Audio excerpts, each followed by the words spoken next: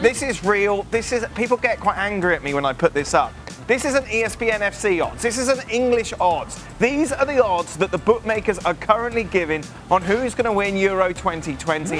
And according to those bookies, who aren't me, England are joint favourites, along with France and Belgium. Germany at 7-1 alongside the Dutch and Spain. Let's welcome in, shall we then, Gab Marcotti, Frank Leboeuf and Shaka Hislop. Frank, on that showing yet again from England, it's very difficult to put up an argument, isn't it, that they're anywhere near the favourites for the Euros next summer?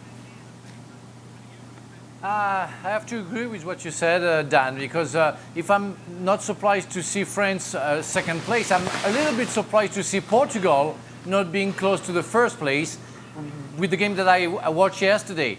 Clearly, you know, when I watch Belgium against England today, we have to drop from one level considering to what I saw yesterday. Portugal completely ahead of even Belgium, if we don't talk about England. So I don't agree with the English odds and how they can put England in the first place. They dominated the game in the second half, but really the level technically, what they can do with the ball, what they can do without the ball, is still a question mark for me how they can be in the first position. Gab, why are you shaking your head? What's wrong?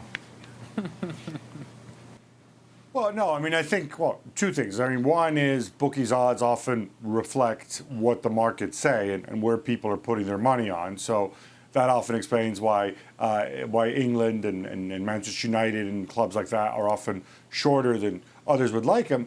But I think with England, people are kind of projecting forward a little bit. They weren't that bad tonight against Belgium, who are a very, very good side. They could have played another 90 minutes and not scored. That's quite bad, isn't it? Because I'm supposed to score. Possibly, but in the end, they were beaten by a tremendous free kick and a double deflection. And I think with Sancho in there contributing from the start, with Trent Alexander-Arnold, you know, the real Trent Alexander-Arnold, with Sterling in there, the real Raheem Sterling, I think a lot of people feel it's a different story. There's still a ton of issues at the back and in central midfield, absolutely, possibly in goal as well. But, you know, nobody out there is any great shakes right now. I thought France were excellent yesterday. And I think Frank's right to compare the quality that we saw in that France-Portugal game to what we saw today. And I understand a couple of key players missing for England, but France are playing without Kylian Mbappe, so let's not give them too many excuses. Or Belgium without Eden Hazard. It is a different level of football. It is. And I think what we have to understand when we watch England play is they had a lot of the possession. But why did they have a lot of that possession in the second half? It's because Belgium didn't really feel threatened by it. Okay, yeah, have the ball. Oh, yeah, Jack Grealish dance on it, step on it, great, fantastic.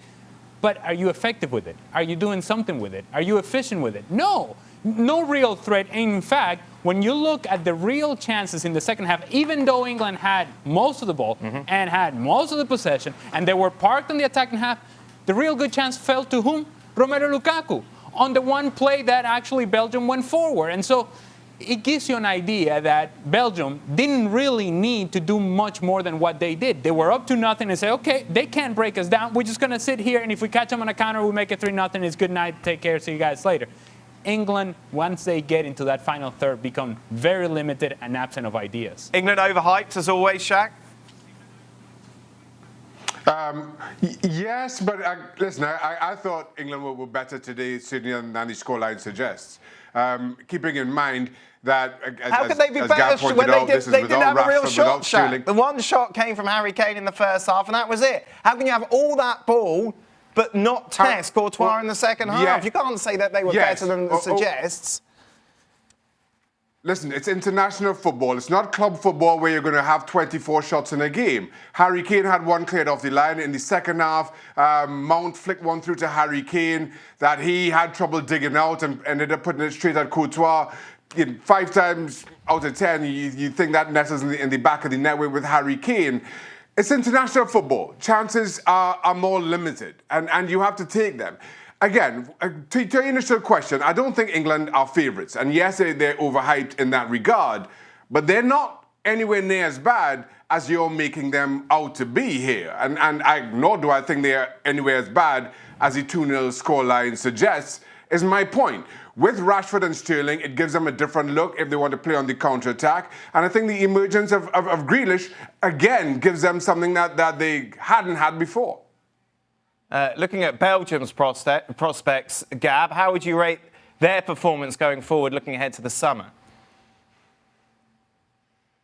I was really impressed with Belgium. I agree with what Ali said, and I think this kind of shows the evolution of Belgium under Roberto Martinez. And this was a team that we'd seen them in the past. They played good football, they played open football, and so on. But there are certain games when you get on a lead and you're better off just kind of slowing the game down and picking your spots and looking to hit on the counter.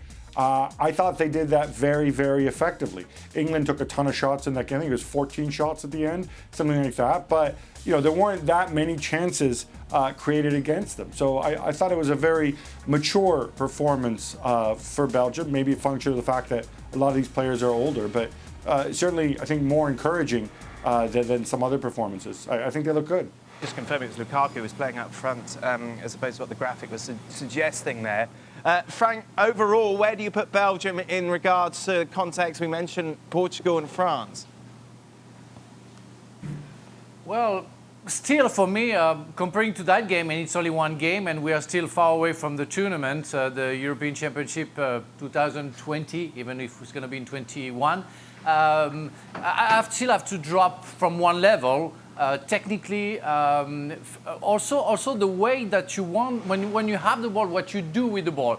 They have one fantastic player, is De Bruyne, and it seems to be that they're quite dependent, even if Hazard is not there, they're very dependent on the De Bruyne orders, let's say. But they are absolutely a good team, for sure. Shaka said we're talking about England being bad. We don't say they're bad. We are comparing to France and Portugal. Don't forget that I talked about Portugal as well, because I think Portugal showed that, for me, they're above of England and Belgium right now. So Belgium have a chance to improve and be a real contender for the European Championship. But when we saw how much Portugal and France can raise their level, I can't say right now that Belgium and England are the contender. It's impossible for me. Well, thank you very much for watching ESPN on YouTube. For more sports highlights and analysis, be sure to download the ESPN app. And for live streaming, premium content, and let's not forget as well, ESPN FC 7 days a week. Subscribe to ESPN+.